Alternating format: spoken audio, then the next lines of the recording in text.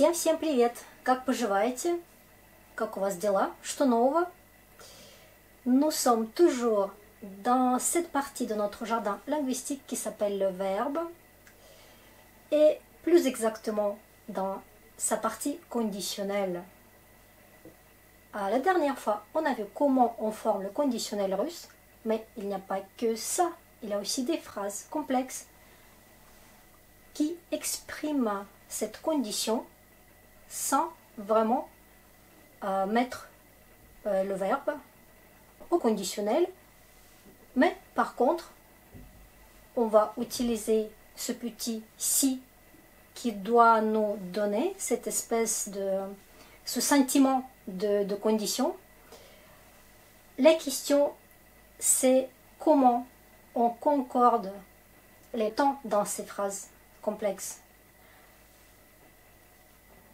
Tout ce qui est phrase, on va voir plus précisément un jour. Ce sera vraiment une série des vidéos consacrées à la phrase, comment ça peut être, tous les cas de figure. Maintenant, on est juste dans cet esprit de condition, mais on rentre déjà dans l'histoire de la phrase complexe. C'est très intéressant. Comment ça se passe en russe, la concordance des temps? Concorde, согласие. En russe aussi, il faut que ce soit d'accord. Vous voyez? On va voir ça. C'est le russe bio IA, Svetlana. Et on va creuser un peu dans toute cette histoire de si. D'accord? On va d'abord mettre notre soleil et puis remplir les rayons avec les informations très utiles. Voilà, donc c'est toujours le conditionnel, mais pas le conditionnel. Les phrases conditionnelles, d'accord? Si tu veux, tatati, tatata. Voilà. Si. Est-ce que vous vous rappelez comment on dit si en russe? On a vu ça la dernière fois. Est-ce que ça vous dit quelque chose? Если. Voilà, c'est notre si russe. On a vu aussi les synonymes. Коли ou кол avec le signe mot. Ежели. Ça vous rappelle un peu. Et puis, je rajoute un mot qui ne pouvait pas nous servir dans le cours précédent. C'est le mot раз. On va voir comment ça s'utilise.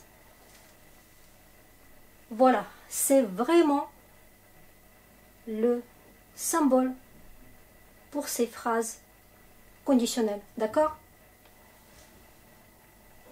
La dernière fois, on a vu ce mot avec la particule B. Aujourd'hui, on va se débarrasser de B parce que on va utiliser le verbe au présent, au futur, au passé aussi si vous voulez, mais sans B, d'accord?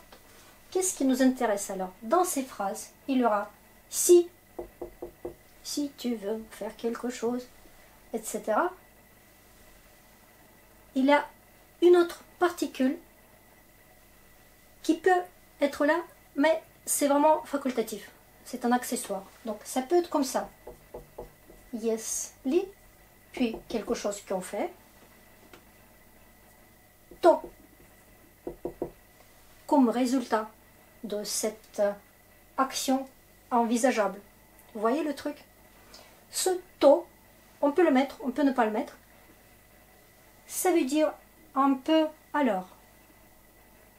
Si tu fais quelque chose, alors je fais autre chose. Situation. Donc, on peut dire alors, on peut ne pas le dire, d'accord? Dans cet endroit de alors, on peut aussi mettre parfois le mot tak et puis quelques d'autres variations. Тогда.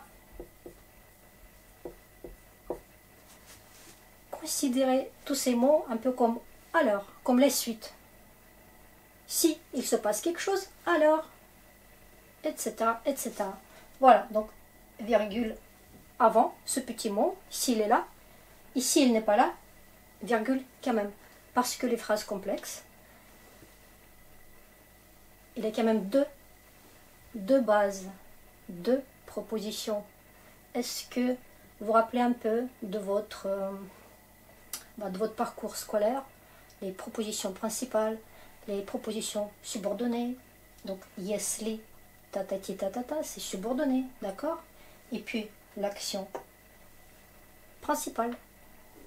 On va un peu revenir à tous ces mots scolaires que j'essaie d'éviter dès que possible. Voilà. Alors, donc ça c'est notre si.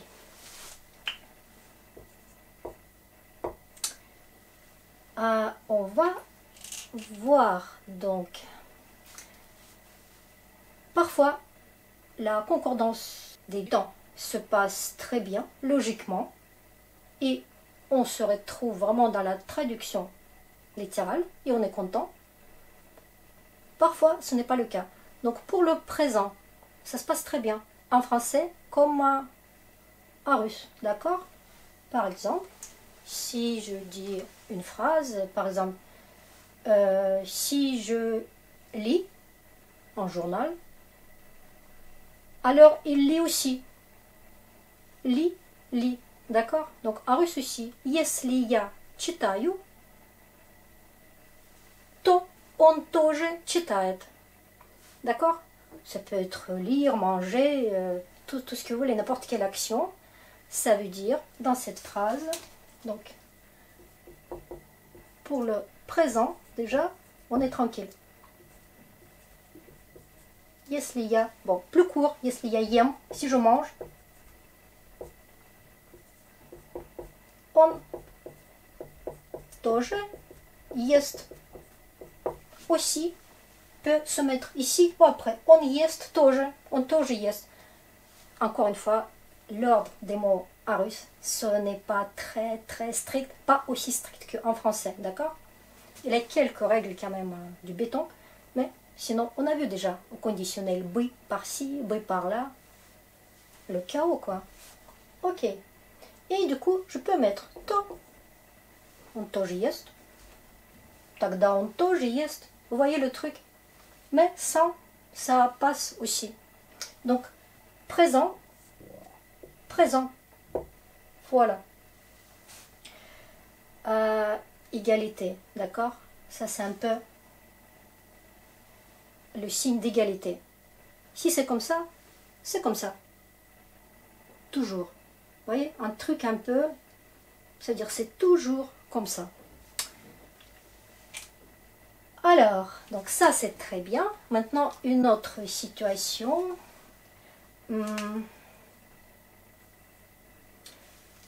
Quand c'est le passé chez vous et passé chez nous. Ça aussi, donc c'est très gentil. On imagine le passé, par exemple, pour nous, le passé imperfectif, pour vous, l'imparfait, d'accord? Donc on va dire que passé, et puis dans la deuxième partie, c'est le passé aussi. Parce que ici, une partie et deuxième partie aussi la même. Ok? On va imaginer une phrase dans le passé. Si j'étais en retard, il m'appelait. D'accord? Если я опаздывала, он мне звонил. Ok? Tout gentil.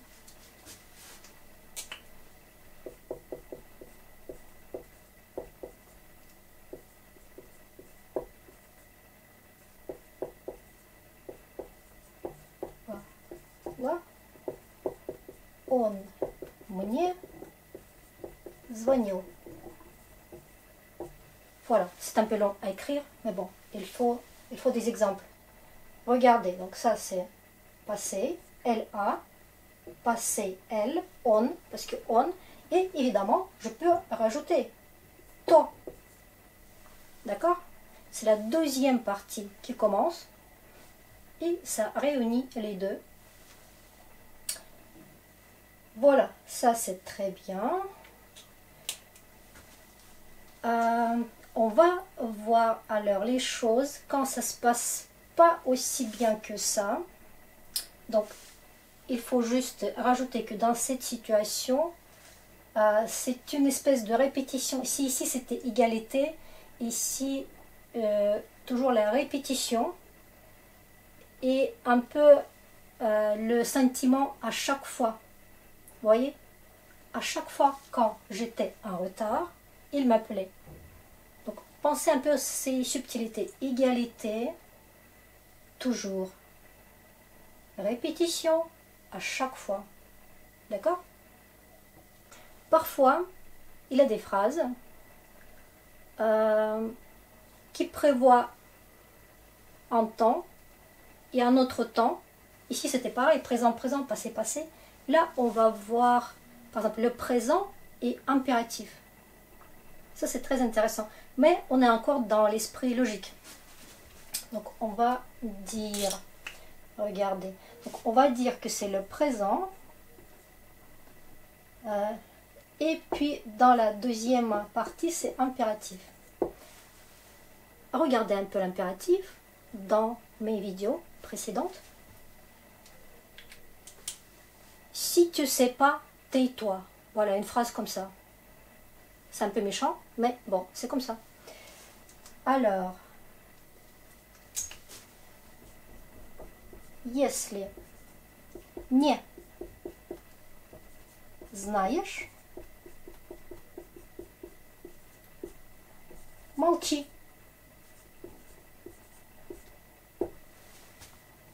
Ok?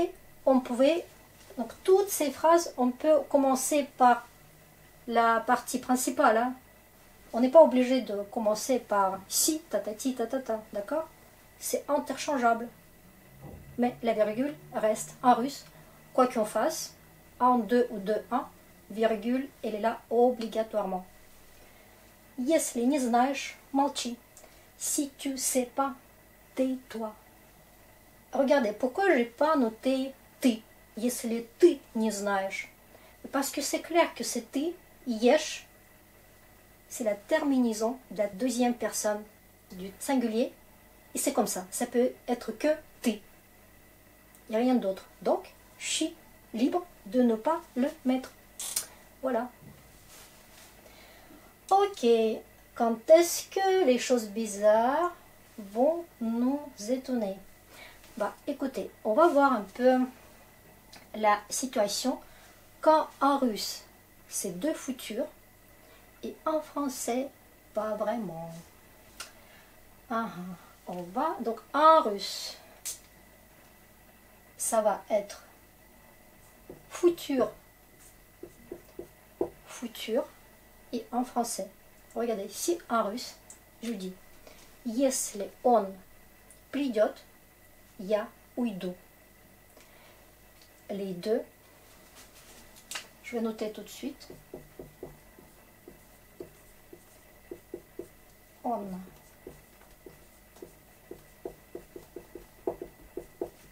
Ok. Я уйду. C'est deux futurs, notre futur qu'on fait avec le verbe perfectif. D'accord? Parce que, vous vous rappelez, il n'y a pas de conjugaison au futur, etc. Il n'y a que le verbe perfectif qui se conjugue comme au présent, tout simplement. On, yot, yet, c'est notre conjugaison au présent. On en a, ah non. Ya idu, ya uidu. Vous vous rappelez? Regardez un peu aussi les vidéos qui parlent de ça. Super, mais en français, ça donne quoi? Si il vient, c'est le présent. Je partirai. Futur. Vous ne dites pas s'il viendra, je partirai. Je partirai. S'il viendra. Bizarre.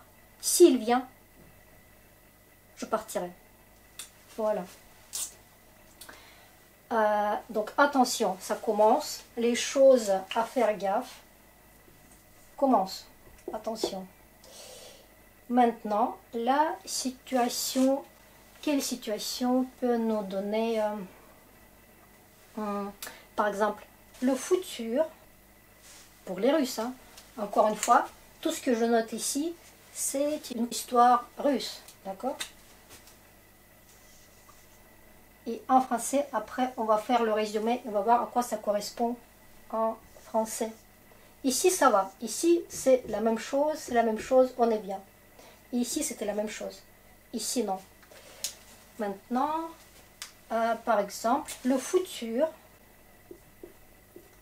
russe et l'impératif. Comme ici. Impératif. Donc, on va voir. En russe, on dit если ты его увидишь, скажи ему спасибо. Увидишь, скажи. Futur impératif. En français. Si tu le vois, dis-lui merci. Tatati tatata. D'accord? Dis-lui bonjour, tout ce que vous voulez. Si tu le vois, dis-lui. D'accord? Et non, если.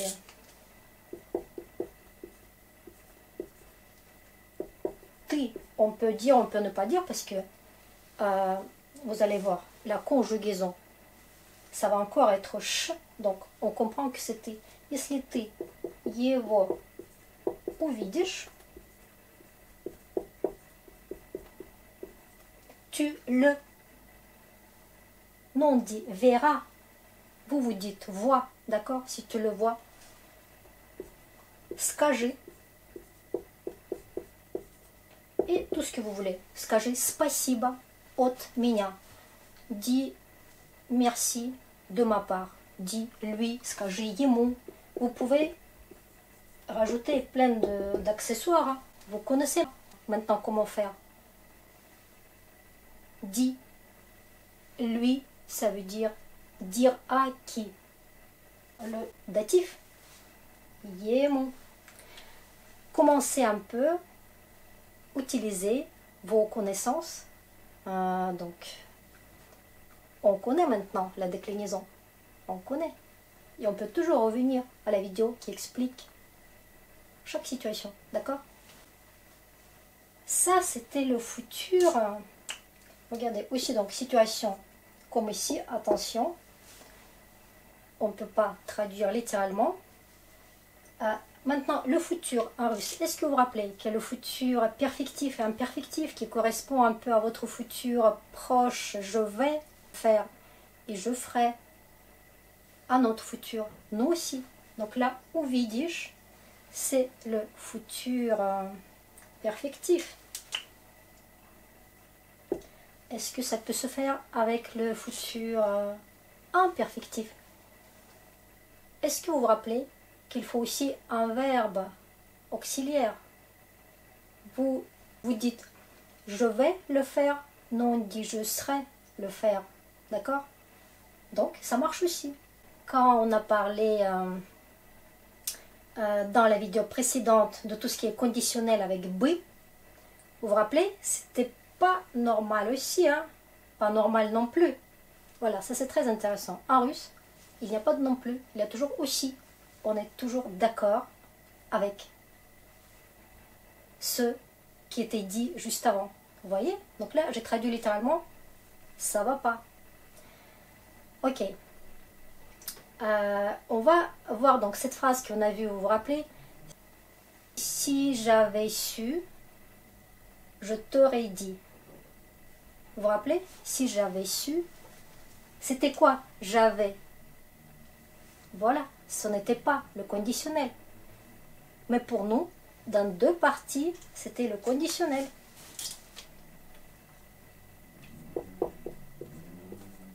Если бы я знал, я Я бы тебе сказал. Voilà, en russe, deux conditionnels, conditionnel, conditionnel. On va noter peut-être ici. Et en français, non. Donc c'est une partie, c'est le passé. Et deuxième partie, le conditionnel. D'accord? Attention à ça. Donc on continue à voir des bizarretés. Attention, attention. Voilà. Donc tout ça, c'était avec si. Et encore une fois, je répète que si, donc cette partie subordonnée avec si, elle peut se mettre devant, elle peut se mettre après la proposition principale.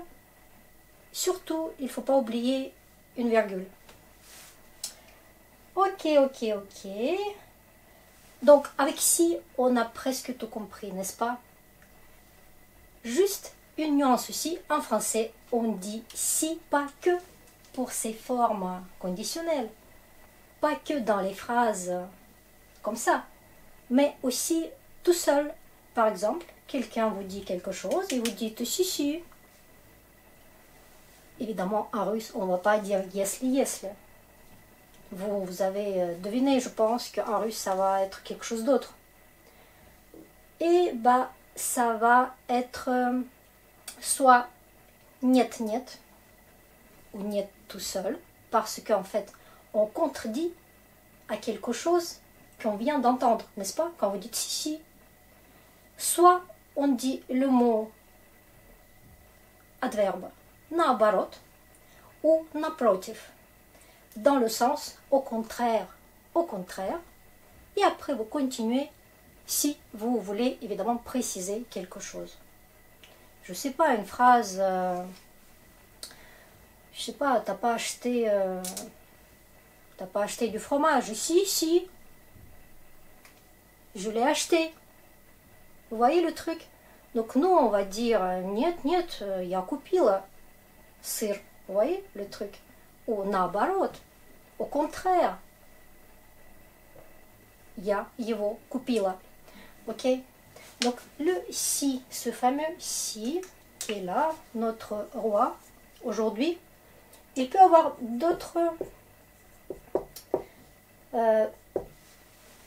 d'autres significations et donc une autre forme. Et comme j'ai déjà dit, soit vous dites juste niet une fois ou deux fois, soit vous dites наоборот ou напротив.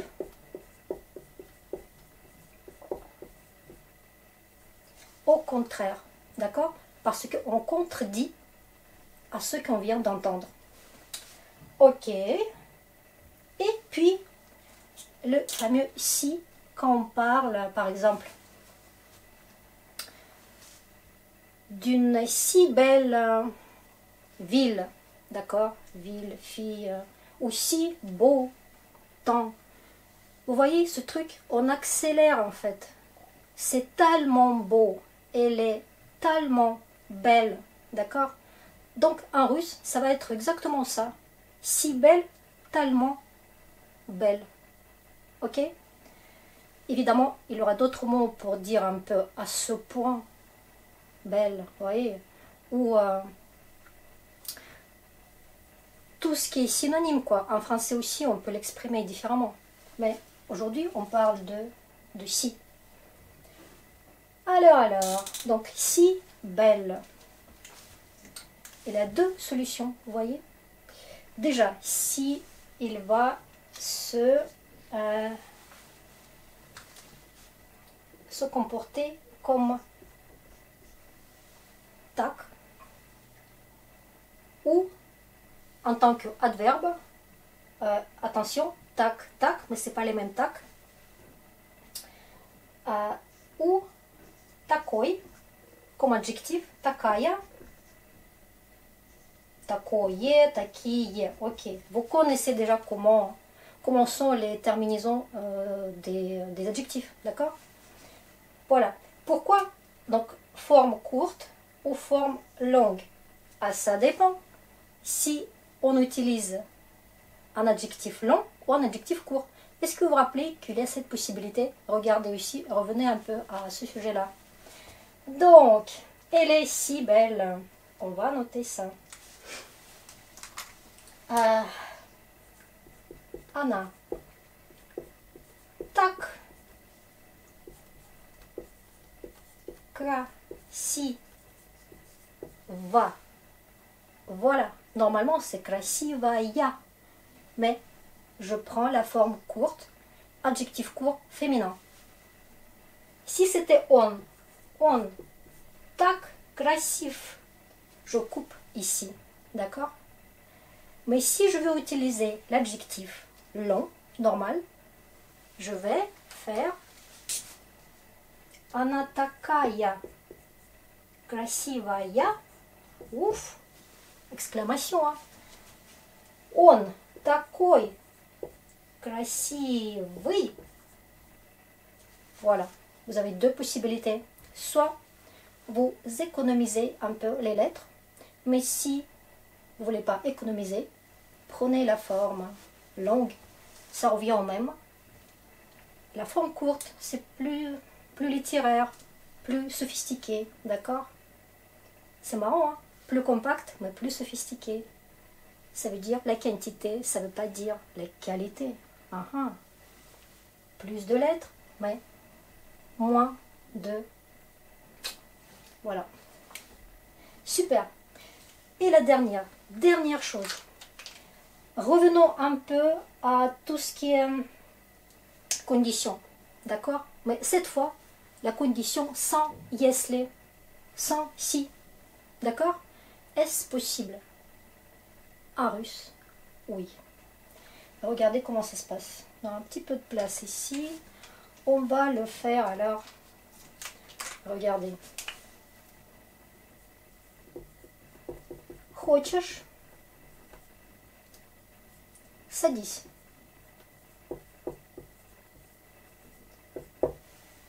Qu'est-ce que je dis en fait? C'est tout compact. En fait, je dis si tu veux. Veux, elle est là. Tu veux. Donc, je n'ai pas besoin de dire tu. Mais j'ai pas besoin de dire si finalement dans ces formes compactes. Хочешь? Mais c'est le tiret qui va nous dire si c'est comme ça, à la place d'une virgule, d'accord?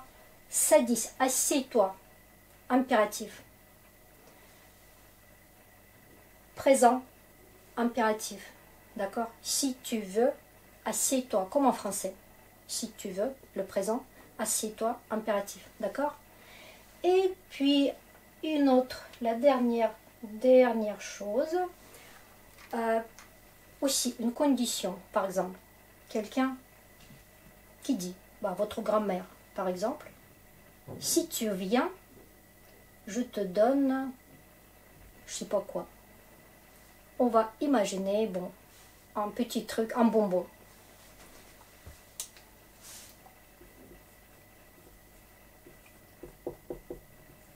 Приедешь, un tiret, dame, et puis je te donne, je te donnerai, en fait, nous c'est le futur, dame, il y a dame, je donnerai, et puis tout ce que vous voulez, de l'argent, un bonbon, ou je sais pas quoi. Vous voyez le truc? Futur, comme un peu comme ici, futur, mais sans si. Donc ça marche aussi. C'est une condition, et cette condition, on le sent avec ce tiret. Хочешь, работай. Хочешь, не работай. Si tu veux, travaille. Si tu veux pas, ne travaille pas. Mais nous, on dit si tu veux, travaille. Si tu veux, ne travaille pas. On peut aussi faire ça. Voilà. C'est le début de la longue série. La série va s'appeler la phrase. La phrase, c'est comme une forêt, plein de trucs, plein d'inattendus.